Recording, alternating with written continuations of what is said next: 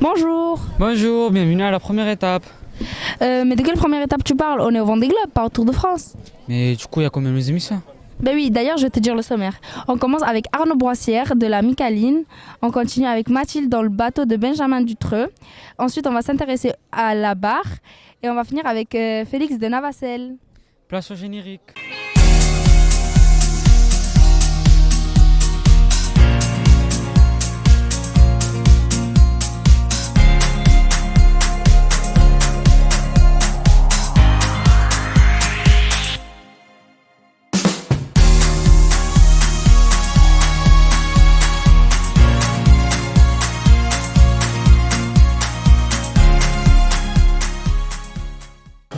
Ah, quand même, c'est le 5e Vendée Globe de Arnaud Boissière. Ouais, bah du coup, je crois que ça vaut le coup de l'interviewer si tu veux. On appelle William. Oui, je vais l'appeler. Allô, William? T'as rendez-vous avec Arnaud Boissière dans le bateau de la Micaline. Comment se présente votre Vendée Globe? Pour l'instant, ça se présente bien, il fait beau, il y a du monde, c'est sympa. Non, plus sérieusement, ça se présente bien. Ça fait 3 ans que je prépare le Vendée Globe. J'ai déjà fait 4 fois, donc on se sent fin prêt et impatient. Quelles seront vos ambitions cette année? Alors, l'ambition principale, c'est déjà d'arriver. Et puis, d'arriver dans les 15 premiers, c'est un réel objectif. Vous êtes un habitué de cette course. Quels sont à ce jour les meilleurs moments et les pires que vous ayez vécus sur ces Tours du Monde? Alors, les meilleurs moments et les pires sont un peu les mêmes. Les pires moments, c'est dans les mers du Sud quand c'est extrême, où il fait froid, où il y a des grosses tempêtes. Mais c'est aussi des meilleurs moments, c'est des moments intenses dans une ville marin et avec le passage du Cap Horn que j'attends avec impatience. Comment gérez-vous la solitude? Vous préparez-vous à cela avant le départ du Vendée Globe? On se prépare à ça avant le Vendée Globe parce qu'on fait beaucoup de courses en solitaire, donc on est préparé à partir tout seul. C'est pour ça qu'on passe du temps en famille. On essaie de passer le maximum de temps à partir en famille avec les gens qui viennent nous voir également. Qu'est-ce qui vous manque le plus quand vous êtes seul en pleine mer? Ce qui manque le plus, c'est le confort qu'on a à terre. C'est toujours humide en mer, il fait toujours un peu frais, un peu froid. L'alimentation aussi, on n'a pas un frigidaire, donc on n'a pas le petit confort du quotidien. Et puis ce qui manque, c'est le contact physique avec la famille, mais on y est préparé à ça. Est-ce que vous emportez des objets personnels pour vous sentir moins seul? Ouais, alors j'embarque, j'ai 3 enfants, dont un nouveau-né qui a 4 mois là. Du coup, j'embarque, par exemple, pour mon petit garçon qui a 8 ans, il va me construire un petit Lego qu'il va construire lui-même et confectionner lui-même. Et j'embarque un truc de chacun de mes enfants. Vous arrivez-il à de parler à vous-même ou inventer tous de distractions pour passer le temps? Alors je me parle à moi-même parce que mon prénom c'est Arnaud, mais mon surnom c'est Kali pour Calimero. Du coup, je me parle à moi-même. Et également avec mon petit garçon qui a 8 ans, il s'est mis aux échecs et on va faire une partie en ligne avec les antennes satellites. On peut y jouer en ligne, donc on va se faire un jeu d'échecs à travers la planète. Le retour sur Terre doit être difficile en termes de sollicitation.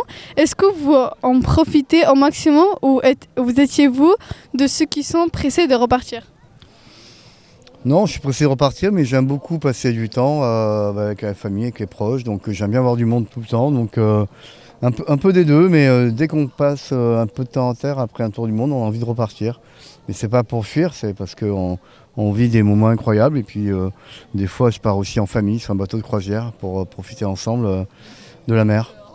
Merci beaucoup. Merci à vous. Ça serait cool que le skipper ait un cuistot qui le cuisine tout. Mais du coup, pourquoi ils mangent quoi eux?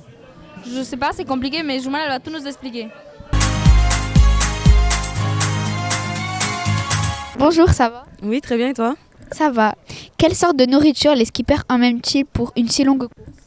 Eh ben écoute, pas mal de nourriture. Ils ont dans un premier temps des repas, donc des plats lyophilisés ou apertisés. Des plats lyophilisés, c'est des plats qui sont secs et qui vont venir réhydrater avec de l'eau chaude et le plat va gonfler et donc en fait reprendre une texture entre guillemets normale. Donc ce qui est cool, c'est que ça prend pas beaucoup de poids et pas beaucoup de place non plus. Et après, tu as les plats qui sont apertisés et là, c'est des plats en sauce qui sont mis sous vide et qui du coup vont juste se faire réchauffer au bain-marie. Merci. Ces menus sont-ils créés spécialement selon les envies du skipper? Oui, Oui, oui. Pour mon skipper, par exemple, on a fait une liste de tous les plats qui ont été utilisés pendant les dernières courses et d'autres plats. Et c'est lui qui choisit après, celui-là je le veux, celui-là je le veux pas, celui-là je le veux, celui-là je le veux pas.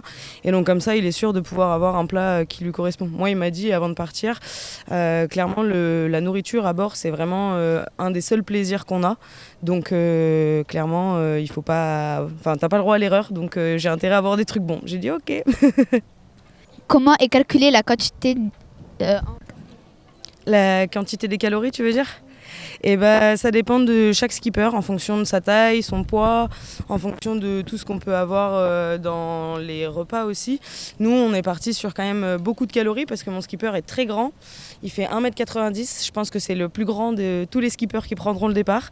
Donc on a bien blindé toutes les calories du coup dans le sud quand il fait froid. Après, quand il fait chaud, tu redescends un peu et tu essayes de mettre des plats qui sont un peu froids. Tu vas pas lui mettre une tartiflette quand il fait chaud. Malgré que je pense que mon skipper pourrait en manger. Mais non, sinon c'est en fonction des températures qu'il pourra rencontrer sur le tour du monde. Comment les skippers réchauffent-ils leurs repas? Ont-ils comme des sortes de cuisine sur le bateau? Oui, tu as des espèces de mini-cuisines et la plupart des choses, c'est un jet boil. Tu sais, comme quand tu vas au camping, tu as une petite casserole dans laquelle tu peux faire bouillir de l'eau avec une bouteille de gaz en dessous. C'est sur cardan, donc ça bouge en fonction de comment le bateau bouge pour que ça soit toujours à plat et que l'eau dégouline pas de chaque côté. Et donc en fait, on va faire réchauffer l'eau et après, donc soit tu mets l'eau dans ton lyophilisé, soit après tu mets ton apertisé dans ton eau bouillante pour le réchauffer. Est-ce qu'ils ont des friandises ou des récompenses pour les moments difficiles? Oui. T'as déjà les 3 caps à passer, donc là on leur met des petites mignonnettes, un truc pour fêter quand même un peu cet exploit, on va dire. Après ils ont des petits gâteaux, des petites surprises en fonction des coups durs, donc ça généralement j'essaye d'en glisser 1 ou 2 par-ci par-là. Et après sinon on a quoi? Moi il fête son anniversaire sur le Vendée Globe le 15 décembre, donc du coup on lui met des plats qu'il aime bien, donc il a des plats pour Noël, pour Nouvel An et puis du coup aussi pour son anniversaire. Ont-ils des fois des envies de pêcher dans les moments calmes? C'est une très bonne question, je sais pas, mais nous on part avec une traîne. Alors c'est plus si admettons il t'arrive vraiment quelque chose et que tu sais que ta course va durer plus longtemps que ce que tu as prévu et que tu viens à plus avoir de vivre à bord et que tu peux plus manger, et auquel cas tu as toujours une traîne pour pouvoir essayer d'avoir du poisson et d'avoir un moyen de manger à bord. Merci beaucoup. Oh Elias, est-ce que tu savais que tous les skippers s'engagent pour aider une association? Oui, je sais, comme Tanguy le Turquet qui aide les sans-abri. Oui, on découvrira son engagement avec Félix de Navacelle. Quel est votre rôle principal auprès de Tanguy pour l'accompagner dans cette aventure du Vendée Globe? Alors, Tanguy fait une course en solitaire, mais il a besoin d'une grosse équipe pour préparer un bateau de cette taille-là qui fait 18 mètres de long et qui est tout en carbone. C'est une machine de course. Alors moi, dans cette équipe de 6 techniciens, je m'occupe de la coordination justement de chacun de ces experts pour être sûr que le bateau soit prêt par rapport à nos objectifs de budget, parce que bien sûr tout ça a un coût, de timing, pour que ça corresponde à la philosophie de régate du skipper. Parce que Tanguy, il a un bateau qui n'est pas tout jeune, mais il a quand même des objectifs de performance, donc voilà, il faut essayer de marier ce qu'on a avec nos objectifs. Comment travaillez-vous avec Tanguy pour assurer que le bateau est prêt pour les conditions extrêmes que vous attendez en mer? C'est une bonne question, c'est tout le challenge. On essaye de rien oublier. C'est vraiment un travail à temps plein. On est 6 à temps plein à travailler sur le bateau. Donc on a des listes bien précises. À chaque fois qu'on pense à un truc, on le note. On met tout ça dans l'ordre en fonction des priorités, de ce qu'on a la capacité de faire en interne ou de voir sous-traiter avec d'autres intervenants. Et tout ça mis dans l'ordre, on arrive à faire quelque chose de pas trop mal. Enfin, on l'espère. Et pour l'instant, cette fameuse job list est plutôt petite, donc on est content de ça. Comment votre propre expérience de skipper influence-t-elle votre approche technique avec Tanguy? Comment les autres skippers influencent notre approche, c'est ça? Non, comment votre propre expérience de skipper? Pardon. Alors, comment ma propre expérience? Alors, j'ai une expérience en régate pas aussi importante qu'un coureur au Vendée Globe, c'est sûr. Mais j'ai pu naviguer 5 ans autour du monde avec ma famille quand j'étais petit. Donc le goût de la mer, des conditions rencontrées un peu partout sur l'océan, je vois un petit peu à quoi ça ressemble. Et j'ai pu faire une course qui s'appelle la Mini Transat, qui part d'ailleurs des Sables d'Olonne aussi maintenant. C'est en solitaire, c'est sur un bateau beaucoup plus petit, 3 fois plus petit, qui fait 6,50 m. Et c'est qu'une transatlantique, mais c'est déjà pas mal. Donc tout ça ensemble, ça me permet de visualiser un petit peu le ressenti du skipper en mer, des problèmes techniques qu'on peut rencontrer et du coup le niveau de préparation qu'il faut avoir. Quel moment fort de votre carrière de skipper vous a le plus marqué et seriez-vous tenté de participer un jour au Vendée Globe? C'est une bonne question. Cette mini transat effectivement en solitaire donne le goût à plus. En fait, toutes les émotions sont assez décuplées quand on fait de la navigation en solitaire. Alors les moments durs sont très durs, mais du coup les bons moments sont très très bons aussi. Et on recherche en fait à retoucher un petit peu ces émotions extrêmes qui sont vraiment plaisantes. Et alors le Vendée Globe, c'est vraiment quelque chose de différent. C'est un peu effrayant, donc pour l'instant, non, pas de Vendée Globe, mais je suis très content d'être aux côtés de Tanguy pour l'aider dans l'atteinte de ce rêve. Et en quelque sorte, je prends part à ce rêve-là. Donc voilà, pour l'instant, je suis sur l'arrière de la scène, sauf aujourd'hui avec vous. Mais peut-être qu'un jour, je changerai d'avis et je ferai tous les sacrifices qu'il faut pour être sur le départ du Vendée Globe, je sais pas. Okay. Comment l'aventure du Vendée Globe peut-elle aider à sensibiliser le public aux difficultés des personnes sans domicile? C'est encore une fois, vous avez des bonnes questions. Le projet Lazare que Tanguy a rejoint en quelque sorte, ça s'est fait un petit peu dans les deux sens. Lazare a rejoint le projet de Tanguy et inversement. Ça a permis simplement en termes d'image d'avoir un bateau rose qui est au nom de Lazare. Donc en termes de visibilité sur un Vendée Globe, c'est énorme. Et ensuite, en interne, ça permet de faire naviguer des sans-abri, de leur faire découvrir ce monde de la voile. Et les partenaires, les sponsors qui rejoignent ce projet-là aussi, ça crée une grande cohésion entre ces mondes et pour oublier justement ces différences. Et c'est génial. Enfin, moi, j'ai découvert ça avec ce projet-là de Tanguy. Et s'il n'y avait pas de bateau, je pense que Tanguy continuerait et je continuerais à suivre Lazare et avoir un lien avec eux. Pouvez-vous nous parler de ce bateau et de ses particularités? Alors, ce bateau, c'est pas le plus vieux de la flotte, il est de 2008. Je crois que le plus vieux est de 2006, donc c'est pas très très loin. Mais ça veut pas dire que c'est un bateau lent. Certes, il a ses particularités, il n'a pas de foil, il a des dérives là, comme on voit ici. Ça veut dire que le bateau ne volera pas, mais par contre, il est assez simple. Ce qui nous va bien pour un premier projet, découverte du fonctionnement du voilier. Et c'est à peu près tout, hein. Il est simple et on est content de l'exploiter à 100% dans sa simplicité. Merci. Voilà, de rien, merci à vous, c'est cool de vous avoir sur les pontons. Aujourd'hui, je vais te parler de mon secret des IMOCA.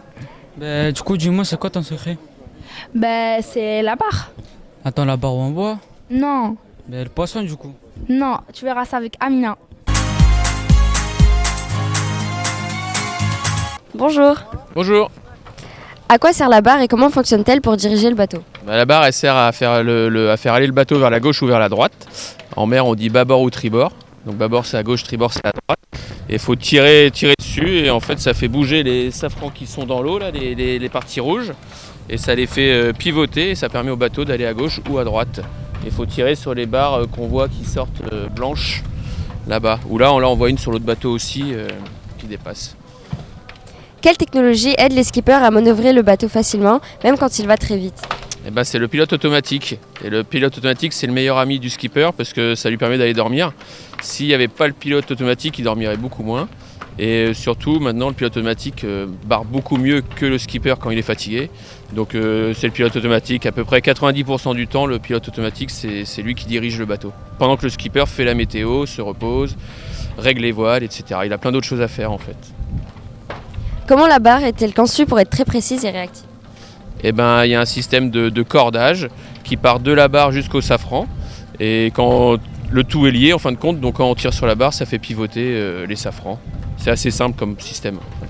On voit derrière, c'est le système de barres blanches qui sont reliées au safran rouge. Et ça fait tout pivoter. Quelle innovation aide les skippers à moins se fatiguer quand ils doivent diriger le bateau longtemps? Et ben, nous, dans ce bateau, c'est sur l'ergonomie qu'on a travaillé. On lui a fait des matelas sur mesure, des sièges sur mesure, des poufs sur mesure. En fait, le bateau, il est fait sur mesure pour qu'il soit adapté à sa taille, à son ergonomie. Et donc, c'est pour qu'elle se fatigue moins. On a mis des toiles pour qu'elle ait moins froid, plein de choses comme ça pour qu'elle gagne en performance et qu'elle soit moins fatiguée, quoi. Comment le pilote automatique aide-t-il le skipper à diriger le bateau avec la barre? Et ben lui, il a ce qu'on appelle des cerveaux, il y a des GPS, plein de choses comme ça, et du coup il sait où il se situe, et donc il sait quand est-ce qu'il doit tirer la barre, pousser la barre, il y a des capteurs d'angle aussi, donc il sait de combien de degrés il tire la barre, etc. Et donc du coup il a un cerveau un petit peu comme nous, il sait comment aller, où aller, on lui dit où aller, il y va. Et lui il réfléchit même pas, c'est ça qui est super, donc voilà. Et la barre est-elle sensible aux vagues et aux conditions de mer, et comment le skipper s'adapte-t-il à cela? Ouais, le bateau il est sensible à la vague et le pilote automatique est conçu pour réussir à prendre aussi les vagues. C'est-à-dire qu'il va aller à droite ou à gauche en fonction de la vague pour faire accélérer le bateau, etc. Pour faire surfer le bateau. Donc le pilote ça, il sait le faire tout seul en fonction de l'assiette du bateau. Et sinon le skipper il fait la même chose que le pilote, il essaie de prendre la vague au mieux. Et il est sensible, c'est plutôt quand le bateau cogne beaucoup, il va faire en sorte de ralentir le bateau pour pas le casser par exemple. Donc ça peut casser un bateau, donc il faut ralentir s'il faut, quoi. Merci beaucoup. De rien. Bon, ben c'est la fin de l'émission. On vous laisse sur les images du jour et à demain.